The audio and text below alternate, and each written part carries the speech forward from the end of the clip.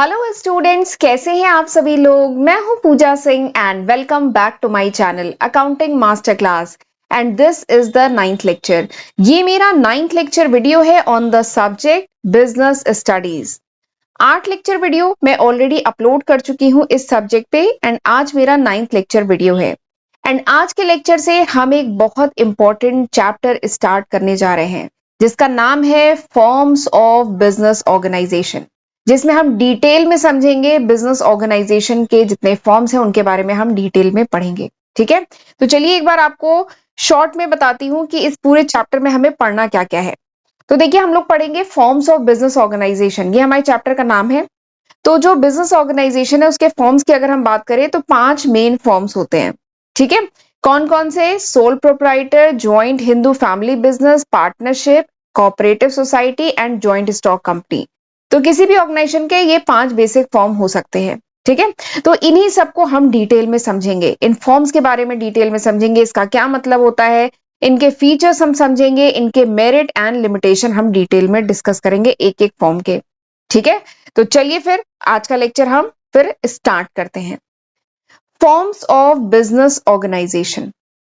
Forms of business organisation, तो suppose करिए कोई पर्सन है, वो बिजनेस स्टार्ट करने का सोच रहा है। ठीक है, कोई पर्सन है मिस्टर एक्स, वो एक नया बिजनेस स्टार्ट करने का सोच रहे हैं, या सपोज करिए उनका एक ऑलरेडी एग्जिस्टिंग बिजनेस है, या उनका ऑलरेडी एक एग्जिस्टिंग बिजनेस है, उसको एक्सपेंड करने का सोच रहे हैं। ठीक है, तो अब उन्हें एक बहुत इंपॉर्टेंट डिसीजन लेना होगा। क्या इंपॉर्टेंट डिसीजन लेना होगा कि what will be the form of the organisation. उनका जो बिजनेस होगा, उनका जो ऑर्गेनाइजेशन होगा उसका फॉर्म क्या होगा। ठीक है, क्या उनका जो बिजनेस होगा, क्या वो सोल प्रोप्राइटरशिप होगा, क्या वो जॉइंट स्टॉक कंपनी या कोऑपरेटिव फर्म या पार्टनरशिप फर्म या जॉइंट हिंदू फैमिली बिजनेस होगा, तो उसका फॉर्म क्या होगा। ये एक बहुत इंपॉर्टेंट डिसीजन होता है जब भी कोई पर्सन अपना बिजनेस स्टार्ट करता है। ये एक इंपॉर्टेंट डिसीजन उसे लेना होता है कि उसके बिजनेस का फॉर्म क्या होगा, या तो स्टार्टिंग के समय या जब कोई पर्सन अपने बिजनेस को एक्सपेंड करने जा रहा है और फैला रहा है और एक्सपैंड कर रहा है, तब उसे ये इंपॉर्टेंट डिसीजन लेना होता है कि उसके बिजनेस का फॉर्म क्या होगा। तो ये 5 फॉर्म जो मैंने अभी थोड़ी देर पहले बताया था, ये 5 फॉर्म हो सकते हैं। Sole proprietor, joint stock company, corporative society, partnership and joint Hindu family business. ठीक, तो इसमें अब हम एक एक करके इन फॉर्म के बारे में पढ़ेंगे, जिसमें हम अभी स्टार्ट करने जा रहे हैं सोल प्रोप्राइटर के बारे में। सबसे पहला जो फॉर्म हम डिस्कस करेंगे अभी, दैट इज सोल प्रोप्राइटरशिप। ठीक, सोल प्रोप्राइटरशिप। तो देखिए, ये नाम से ही समझ में आ रहा है, नाम क्या है? Sole proprietorship. देखिए, सोल मतलब क्या होता है? सोल मतलब सिंगल, अकेला, only, that is sole. And proprietor मतलब क्या होता है? प्रोप्राइटर मतलब होता है ओनर।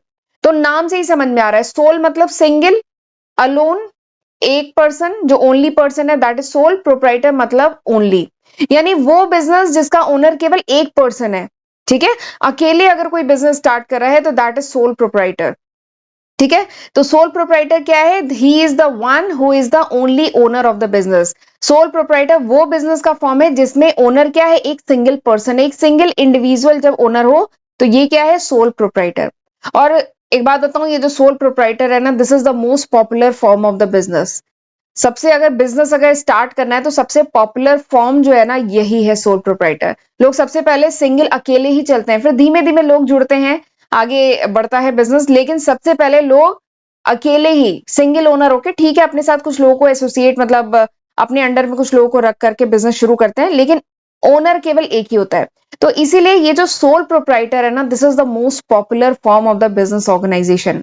एंड स्पेशली जो है छोटे बिजनेस में तो ये बहुत पॉपुलर है। ठीक है, जब भी कोई बिजनेस शुरू होता है तो इनिशियल ईयर्स में जब वो बिजनेस छोटा होता है तो जनरली वो सोल प्रोप्राइटर ही होता है।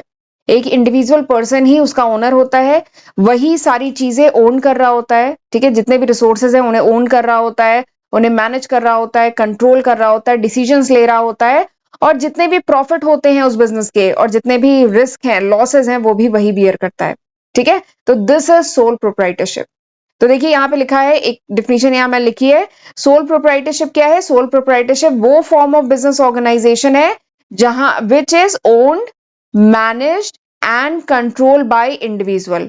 खास बात है इंडिविजुअल, यानी एक सिंगल पर्सन, एक इंडिविजुअल ही तो उस बिजनेस को ओन कर रहा होता है, मैनेज कर रहा होता है, कंट्रोल कर रहा होता है, एंड जो भी प्रॉफिट हुआ उस बिजनेस से और जो भी उसके लॉसेस हैं, जो भी रिस्क हैं, वो भी उसी के हैं।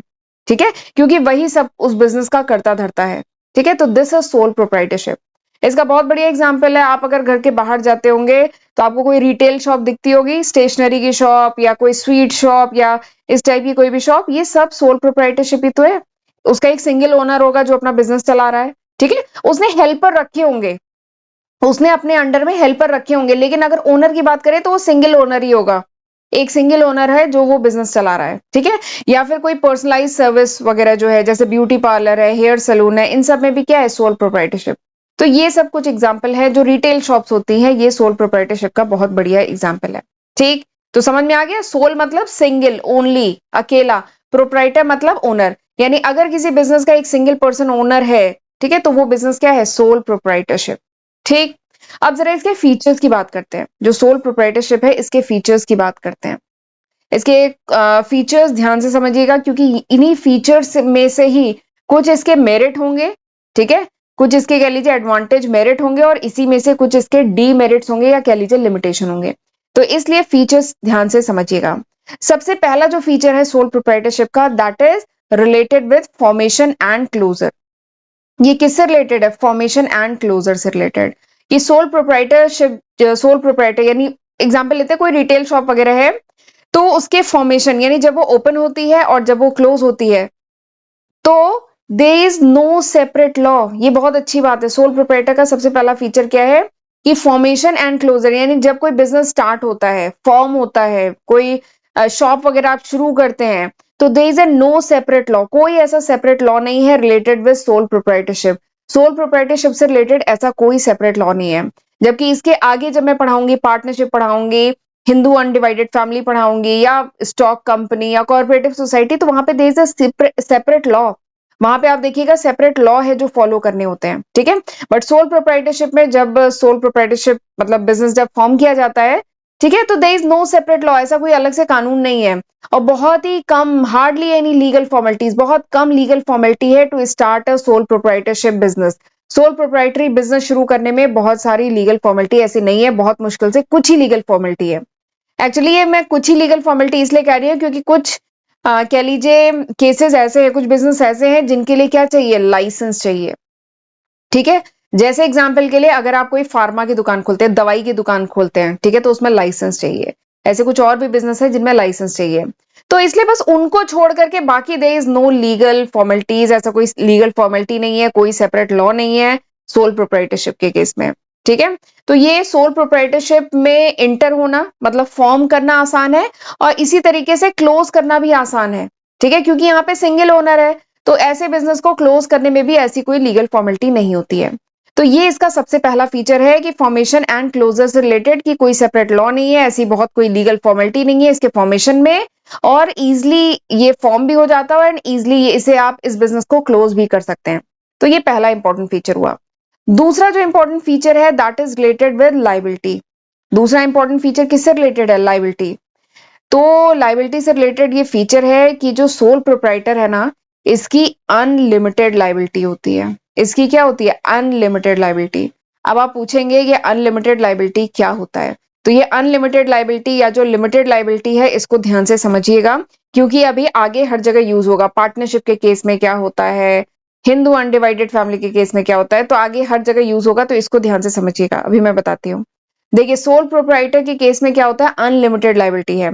इसका मतलब क्या है, जो ओनर है, ठीक है, जो सोल प्रोप्राइटर जो ओनर है ना, he is personally responsible for any डेप्ट।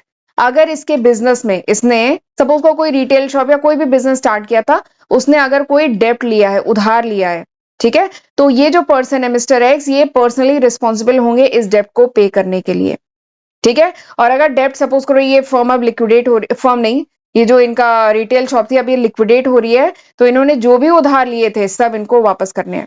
ठीक है, एग्जाम्पल एक बताती हूँ कि सपोज करिए ये जो मिस्टर एक्स थे, इन्होंने अपनी शॉप के लिए 1 लाख रुपए का लोन लिया था। ठीक है, ठीक, फिर इसके बाद पर इस शॉप में जो एसेट थे वो केवल 80,000 के एसेट थे। इस शॉप में जो एसेट हैं वो 80,000 के एसेट हैं। तो मिस्टर एक्स क्योंकि ये सोल प्रोप्राइटर है और सोल प्रोप्राइटर के केस में अनलिमिटेड लायबिलिटी होती है, इसका मतलब क्या है, ये पर्सनली रिस्पॉन्सिबल है फॉर द पेमेंट ऑफ डेप्ट। इस डेप्ट को 1 लाख का डेप्ट जो है इसको पे करने के लिए पर्सनली रिस्पॉन्सिबल है। ठीक है, तो ये क्या करेंगे, ये जो भी बिजनेस के एसेट है ये बेचेंगे। ठीक है, इस शॉप का जो भी एसेट वगैरह था वो बेचेंगे। बट अगर मैंने बताया ना, इस शॉप का जो एसेट है वो केवल 80,000 का है, लोन इन्होंने 1 लाख का किया। ठीक है, तो यानी 20,000 कम पड़ रहा है ना। तो अगर वो एसेट को बेचने पे भी पैसा कम पड़े तो क्या है, ये अनलिमिटेड लायबिलिटी। इसका मतलब क्या है कि उन्हें अपनी जो पर्सनल प्रॉपर्टी है, पर्सनल जो पोजीशन है, वो भी वो भी बेचना पड़ेगा। ठीक है, टू रीपे द डेब्ट। ठीक है, उनके पास कोई कार है, कोई मकान है या कुछ भी है, ठीक है, वो बेच करके उन्हें ये डेब्ट क्लियर करना है। ठीक, तो ये एक कह लीजिए इसका मतलब इसका फीचर है। ठीक है, और इसकी एक लिमिटेशन भी यही है कि ये अनलिमिटेड लायबिलिटी है। अनलिमिटेड लायबिलिटी मतलब मिस्टर एक्स पर्सनली रिस्पॉन्सिबल है। मिस्टर एक्स अगर शॉप है इनकी, इनका ये सोल प्रोप्राइटर है, तो ये पर्सनली रिस्पॉन्सिबल है फॉर द पेमेंट ऑफ डेप्ट। अगर कोई उधार है इसके लिए पर्सनली रिस्पॉन्सिबल है। इनका जो पर्सनल एसेट है वो भी बेचा जाएगा अगर इनका डेप्ट नहीं पूरा पड़ता है। इनके बिजनेस के एसेट को बेचने पे इनका अगर डेप्ट फिर भी नहीं पूरा पड़ता तो इनको अपने पर्सनल एसेट भी बेचने पड़ेंगे। ठीक, तो इसी को कहा जाता है अनलिमिटेड लायबिलिटी। ठीक है, ये दूसरा फीचर हुआ। तीसरा फीचर क्या है, तीसरा फीचर बहुत बढ़िया फीचर है कि sole risk bearer and profit recipient. Sole sole मतलब अकेले, रिस्क बियरर यानी जो भी रिस्क है बिजनेस का उसको इन्हें अकेले ही बियर करना है। एंड प्रॉफिट रेसिपेंट, इस बिजनेस से जो भी प्रॉफिट होता है वो भी ये अकेले ही रिसीव करेंगे। ठीक है, तो ये बहुत बढ़िया फीचर है। देखिए, रिस्क तो है बिजनेस में, अगर कोई बिजनेस शुरू किया है इसमें रिस्क तो है कि रिस्क बिजनेस फेल भी हो सकता है। ठीक है, पर प्रॉफिट हुआ तो फिर सारा प्रॉफिट हमारा है, हमें किसी के साथ शेयर नहीं करना है। तो यही तीसरा फीचर है कि अगर सोल प्रोप्राइटरशिप है, ठीक है, मिस्टर एक्स की अपनी शॉप है, सोल प्रोप्राइटरशिप है, तो इनका बिजनेस चल गया। ठीक है, तो जो भी प्रॉफिट है ये इनका है, इनको किसी के साथ शेयर नहीं करना है। बस जो इन्होंने अपने अंडर में कुछ हेल्पर रखे होंगे अपनी शॉप में, बस इनको पेमेंट करना है, बाकी पूरा प्रॉफिट इनका है। ठीक है, तो ये अपने प्रॉफिट को जैसा मतलब इनकी मर्जी है वैसा यूज करें। तो is a sole profit recipient. और बट एक चीज है, प्रॉफिट कमा रहे हैं तो अगर कोई बिजनेस फेल होता है या बिजनेस में लॉस होता है या कोई भी दूसरा रिस्क है तो वो रिस्क भी इन्हीं का है, मिस्टर एक्स का है। ठीक है, तो ये इसका तीसरा फीचर है। चौथा फीचर क्या है, control. Fourth feature is related with control. Control मतलब जो मिस्टर एक्स है, जो सोल प्रोप्राइटर है मिस्टर एक्स, इनका अपना रिटेल शॉप है कोई। ठीक है, तो ये जो मिस्टर एक्स है इनका पूरा कंट्रोल है अपने बिजनेस पे, जितने बिजनेस के डिसीजन, क्योंकि he is the single owner, यही तो ओनर है, यही करता धरता है इस अपने बिजनेस के, यही सिंगल ओनर है, तो जितने भी डिसीजन लेने हैं अपने बिजनेस के ये इन्हीं को लेने हैं। पूरा कंट्रोल इनके हाथ में है, इन्हें किसी से कंसल्ट करने की कोई जरूरत नहीं है।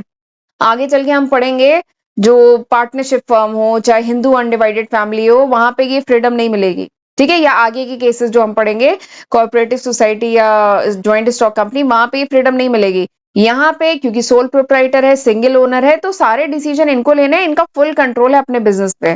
ठीक है, फायदा होगा तो इनका, नुकसान होगा तो इनका, तो इन्हीं के डिसीजन मतलब अल्टीमेटली मैटर करते हैं। ठीक, इन्हें ही अपने बिजनेस के लिए डिसीजन लेने हैं, तो इनका फुल कंट्रोल होता है अपने बिजनेस पे। ठीक, अगला जो फीचर है that is no separate entity. No separate entity, इसका मतलब क्या है, ये मिस्टर एक्स की शॉप है। ठीक है, ये मिस्टर एक्स की शॉप है एंड ये मिस्टर एक्स है। ठीक, नो सेपरेट एंटिटी। अच्छा, याद है जब हमने अकाउंटिंग के बेसिक कॉन्सेप्ट एंड कन्वेंशन पढ़े थे, तो हमने पढ़ा था ना कि कंपनी अलग है एंड उसके जो ओनर है वो अलग है। पढ़ा था ना, कंपनी अलग है, ओनर अलग है। बट यहाँ पे क्या है, जो मिस्टर एक्स हैं और वो ये जो इनकी शॉप है, ये दोनों अलग अलग नहीं है। इट्स नो सेपरेट एंटिटी, ये दोनों अलग अलग नहीं है। ओनर, ये जो मिस्टर एक्स है, he is responsible for all the activity of the business. इनके बिजनेस की हर एक्टिविटी के लिए मिस्टर एक्स खुद रिस्पॉन्सिबल है। ठीक है, कोई अंतर नहीं है, मिस्टर एक्स और इनके बिजनेस में कोई अंतर नहीं है। और वैसे भी देखिए अनलिमिटेड लायबिलिटी है ना, बिजनेस में कोई भी नुकसान वगैरह हुआ, कुछ भी डेप्ट वगैरह नहीं पे हो रहा है, तो मिस्टर एक्स को अपनी पर्सनल प्रॉपर्टी बेच करके उस डेप्ट को पूरा करना पड़ेगा। तो वैसे भी ये अलग नहीं है, तो नो सेपरेट एंटिटी, इसका मतलब क्या है, owner will be held responsible for all the activity of the business. Business की जितनी भी एक्टिविटी है इसके लिए ओनर खुद जिम्मेदार है। ठीक है, ओनर उसके लिए रिस्पॉन्सिबल है। लेकिन कंपनी के केस में पढ़ा था ना, बिजनेस अलग है, ओनर अलग है। ठीक, तो वही है पांचवा फीचर फीचर ठीक है, कि in the eye of law, law की नजर में there is no distinction between the sole trader and the business. कि लॉ की नजर में, in the eye of law, ये जो मिस्टर एक्स है और ये जो मिस्टर एक्स की ये जो शॉप है, इन दोनों में कोई अंतर नहीं है। ठीक है, तो ये हो गया पांचवा फीचर। छठा फीचर क्या है? Lack of business continuity. Lack of business continuity, तो इसका मतलब क्या है? देखो, बिजनेस कंटिन्यूटी मतलब बिजनेस चलता रहे, इसमें थोड़ा सा लैकिंग है। इसका मतलब क्या है? देखिए, ये जो सोल प्रोप्राइटरशिप होती है, यहाँ पे क्या है, मिस्टर एक्स ही सब कुछ करता धरता है। इन्होंने ही बड़ी मेहनत से अपनी ये शॉप खड़ी की थी, जो अब बहुत बड़ी शॉप बन गई है। ठीक है, तो लैक ऑफ बिजनेस कंटिन्यूटी का मतलब ये है कि सपोज करिए मिस्टर एक्स, भगवान ना करे, अगर उनकी डेथ हो जाए या इंसैनिटी हो जाए, ठीक है, पागल हो जाए, या इम्प्रिजमेंट हो जाए, जेल वगैरह हो जाए, फिजिकल कोई प्रॉब्लम हो जाए, बैंक्रप्सी हो जाए, तो ठीक है, मिस्टर एक्स को, तो इसका डायरेक्ट इंपैक्ट किस पे पड़ेगा? इसका डायरेक्ट इंपैक्ट पड़ेगा इनके बिजनेस पे। और ऐसा भी हो सकता है कि इनका बिजनेस रन ना करे, आगे चल के क्लोज हो जाए। ठीक है, तो ये एक प्रॉब्लम, ये कह लीजिए एक डीमेरिट भी है। सोल प्रोप्राइटरशिप के केस में ये एक डीमेरिट भी है कि लैक ऑफ बिजनेस कंटिन्यूटी। ठीक है, जैसे आपने पार्टनरशिप फर्म में, पार्टनरशिप का एग्जांपल नहीं, कंपनी के एग्जांपल लेते हैं। कंपनी के केस में अगर डेथ भी हो जाए ओनर की, तो भी कंपनी चलती है। ठीक है, लेकिन सोल प्रोप्राइटरशिप के केस में क्या है कि मिस्टर एक्स ही पूरे बिजनेस का करता धरता है, वही ओनर है, सिंगल ओनर है। तो अगर इनको कोई भी, मिस्टर एक्स को कोई भी दिक्कत आ गई, डेथ हो जाए, इंसैनिटी, जेल हो जाए, या कोई भी दिक्कत आ गई, बैंक्रप्सी हो जाए, तो इसका डायरेक्ट इंपैक्ट इनका बिजनेस पर पड़ेगा। इनका बिजनेस कौन देखेगा? ठीक है, इनका बिजनेस कोई नहीं देख पाएगा ना, तो इसलिए ऐसा भी हो सकता है कि बिजनेस क्लोज हो जाए। तो ये एक इसका डीमेरिट भी है और इसका एक इंपॉर्टेंट फीचर भी है। ठीक, तो ये थे 6 फीचर सोल प्रोप्राइटरशिप के। अब इसके आगे हम पढ़ेंगे मेरिट्स एंड इसकी सोल प्रोप्राइटरशिप के केस में लिमिटेशन क्या होती है। ठीक है, बट उससे पहले मैं थोड़ा सा बताना चाहती हूँ अपने first channel accounting master class के बारे में एंड सेकंड चैनल पूजा सिंह के बारे में। This is the list of subject, ये वो लिस्ट ऑफ सब्जेक्ट है जो मैं आज की तारीख, यानी सितंबर 2023 तक अपने फर्स्ट चैनल एंड अपने सेकंड चैनल पे कवर कर चुकी हूँ। बट अगर ये वीडियो आप कुछ महीने बाद, कुछ साल बाद देख रहे हैं, तो होपफुली मैं इसमें काफी न्यू सब्जेक्ट ऐड कर चुकी होंगी। ये अभी तक है, सितंबर 2023 तक, तो जरूर इसका फायदा उठाइएगा, इसकी हेल्प से पढ़िएगा। और मेरे दोनों चैनल को अभी तक नहीं सब्सक्राइब किया है, तो जल्दी से मेरे दोनों चैनलों को जरूर सब्सक्राइब कर लीजिए। एंड प्लीज मुझे इंस्टाग्राम पे भी जरूर फॉलो कर लीजिए, क्योंकि वहां पे भी मेरे चैनल से रिलेटेड मैं अपडेट डालती रहती हूँ। एंड लेक्चर यूजफुल लगे तो लाइक जरूर करिएगा एंड कमेंट करके भी मुझे बताइएगा कि how was this lecture. And Google Play store से आप मेरी एप्लीकेशन भी डाउनलोड कर सकते हैं अगर आपको मेरे नोट्स चाहिए। ठीक है, ये जो वीडियोस में जो आपको पीपीटी दिख रही है, नोट्स दिख रहे हैं, ये अगर आपको चाहिए then you can download my application from Google Play Store. ठीक, चलिए आगे बढ़ते हैं। अब हम बात करते हैं मेरिट्स की, यानी सोल प्रोप्राइटरशिप के केस में फायदा क्या है। अगर मैं अपना बिजनेस शुरू करती हूँ और मैं बिजनेस का जो फॉर्म है वो सोल प्रोप्राइटरशिप रखती हूँ, तो इसका फायदा क्या है, इसका मेरिट क्या है? तो सबसे पहला जो फायदा मुझे दिख रहा है ना, that is quick decision making. सही बात है, क्विक डिसीजन मेकिंग, क्योंकि यहाँ पे क्या है, सोल एक सिंगल ओनर है, मिस्टर एक्स सिंगल ओनर है। ठीक है, तो ये क्या होगा, क्विक डिसीजन लेंगे, क्योंकि इनको पूरी फ्रीडम है, इनका पूरा कंट्रोल है अपने बिजनेस पे, इनका पूरा कंट्रोल है अपने बिजनेस पे, इनको पूरी स्वतंत्रता दी गई है, इनको पूरी फ्रीडम है, इनको किसी से कंसल्ट करने की जरूरत नहीं है। जो भी डिसीजन लेने हैं मिस्टर एक्स को लेने हैं। मिस्टर एक्स अपने अंडर में 2 हेल्पर हायर करना चाहते हैं, तो इन्हें किसी से पूछने की जरूरत नहीं है। अगर इनको रिक्वायरमेंट लग रही है तो ये 2 हेल्पर हायर कर लेंगे। ठीक है, तो यहाँ पे जो डिसीजन मेकिंग होगी दैट वुड बी फास्ट। लेकिन पार्टनरशिप या आगे जो मैं फॉर्म्स बताऊंगी उसमें ऐसा नहीं है, वहां पे समय लगता है, सबसे कंसल्ट करना होता है, क्योंकि सब ओनर है। ठीक, आगे जो अगला जो मेरिट है that is confidentiality of information. इसका क्या मतलब है? देखिए, यहाँ पे सिंगल ओनर है ना, जो सोल प्रोप्राइटरशिप है इसमें सिंगल ओनर है, यानी बिजनेस से रिलेटेड जितनी भी इंफॉर्मेशन है, ठीक है, कितना प्रॉफिट हुआ, क्या लॉस हुआ, क्या क्या एसेट्स है ये जो सोल प्रोप्राइटरशिप जो बिजनेस है इसमें क्या क्या एसेट्स हैं, ठीक है, या कोई भी अंदर की बिजनेस की कॉन्फिडेंशियल जो इंफॉर्मेशन है, तो वो मिस्टर एक्स को किसी से शेयर करने की कोई जरूरत नहीं है। ठीक है, तो यहाँ पे बिजनेस से रिलेटेड जो इंफॉर्मेशन होती है वो कॉन्फिडेंशियल बनी रहती है। ठीक, जबकि और एक चीज और है, एज पर लॉ इनको मिस्टर एक्स को अपने बुक ऑफ अकाउंट किसी को पब्लिश करने की, किसी को बताने की मतलब ऐसी कोई जरूरत भी नहीं होती है। जबकि आप जानते हैं कंपनी के केस में क्या होता है, उन्हें अपना फाइनेंशियल स्टेटमेंट शो करना होता है, उन्हें अपनी वेबसाइट पे शो करना होता है, न्यूज़पेपर में पब्लिश करना होता है, बट सोल प्रोप्राइटरशिप के केस में ऐसा नहीं होता है। ठीक है, नेक्स्ट क्या है, नेक्स्ट जो मेरिट है दैट इज डायरेक्ट इंसेंटिव। सही बात है, डायरेक्ट इंसेंटिव है, मिस्टर एक्स जो है, क्योंकि ये सिंगल ओनर है, पूरा रिस्क यही बियर कर रहे हैं, तो अगर कुछ फायदा होगा बिजनेस से, जो प्रॉफिट होगा वो भी तो इन्हीं का है। तो वही है डायरेक्ट इंसेंटिव है, ठीक है। ये डायरेक्टली रीप कर रहे हैं the benefit of his effort, यानी मिस्टर एक्स अपने बिजनेस में जितना एफर्ट डाल रहे हैं ना, उसका जो बेनिफिट है वो भी वो डायरेक्टली उठा रहे हैं। और सही बात है, ही डिजर्व, वो डिजर्व भी तो करते हैं, ठीक है। तो प्रॉफिट भी उनका, बेनिफिट्स भी उनके, और अगर कोई रिस्क है, कोई लॉस है, तो वो भी उनका। तो वही डायरेक्ट इंसेंटिव है। नेक्स्ट जो इसकी मेरिट है that is sense of accomplishment. ये बहुत खास है, सेंस ऑफ अकम्पलिशमेंट।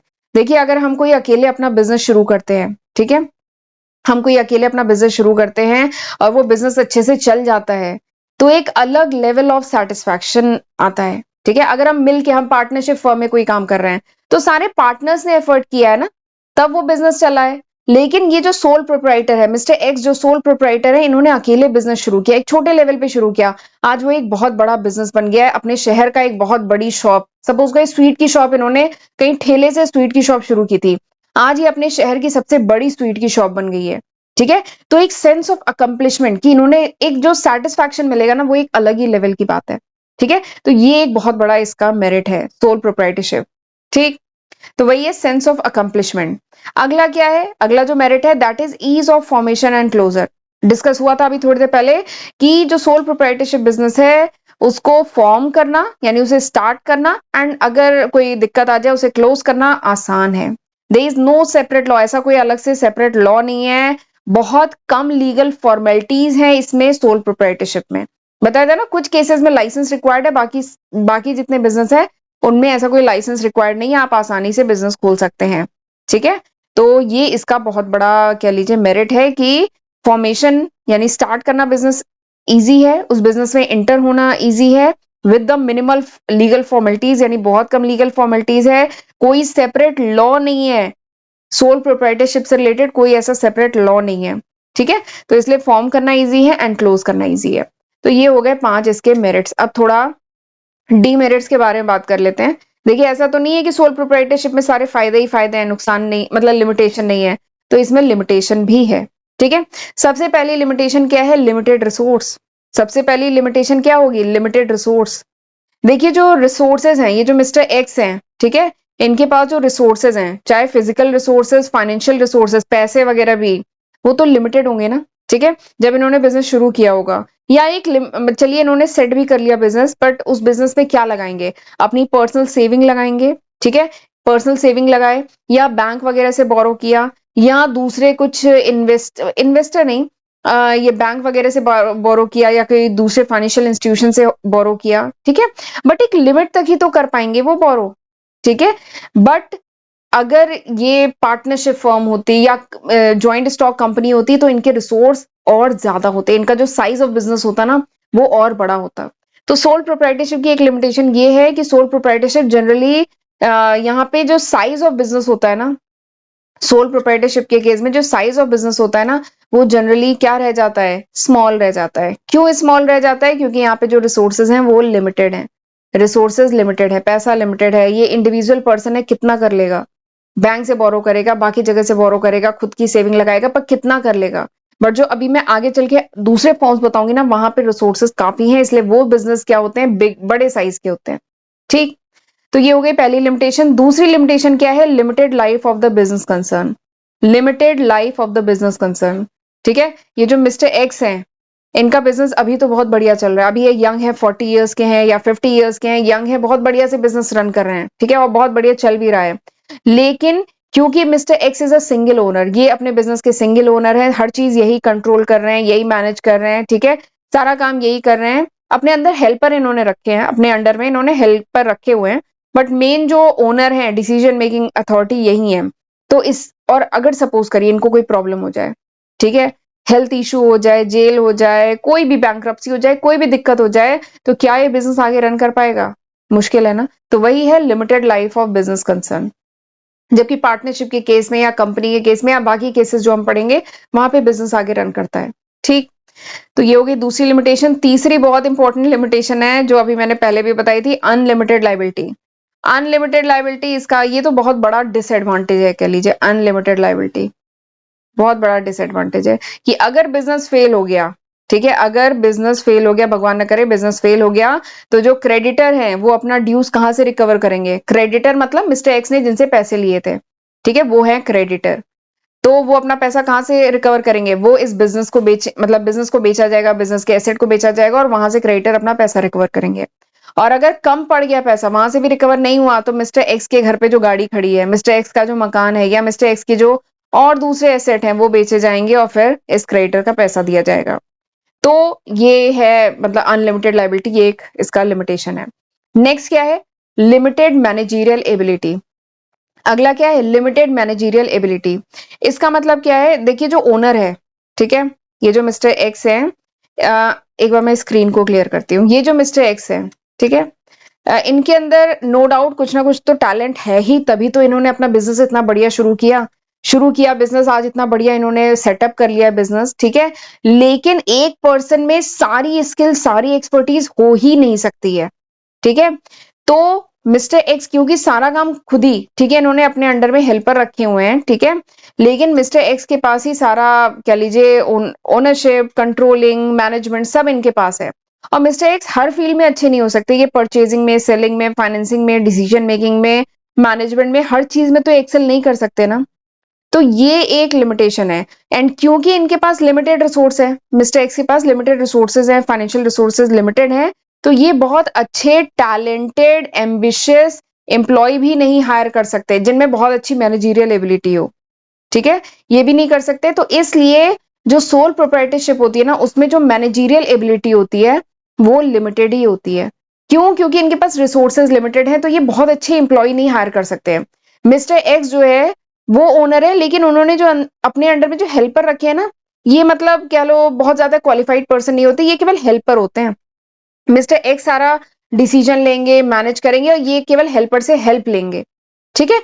क्यों ऐसा कर रहे हैं, ये बहुत अच्छे एम्प्लॉय क्यों नहीं रख सकते हैं, क्योंकि रिसोर्सेज लिमिटेड हैं। तो ये बहुत अच्छे टैलेंटेड एम्बिशियस और क्वालिफाइड स्किल्ड एम्प्लॉय नहीं रख पाते हैं, ठीक है, क्योंकि ये जो बिजनेस की साइज है ये कम होती है, स्मॉल बिजनेस होते हैं, लिमिटेड रिसोर्सेज होते हैं, तो इसीलिए वहां पे जो मैनेजरियल एबिलिटी होती है ना, वो भी लिमिटेड होती है, ठीक। तो ये हो गई चौथी लिमिटेशन सोल प्रोप्राइटरशिप की, राइट। अब अंत में थोड़ा सा मैं कंक्लूड करूंगी। तो सोल प्रोप्राइटरशिप है ना, इसके फायदे आपने देख लिए, इसकी लिमिटेशन ये आपने देख ली, ठीक है। बट स्टिल सोल प्रोप्राइटरशिप बहुत पॉपुलर फॉर्म है, बहुत सिंपलेस्ट फॉर्म है बिजनेस का।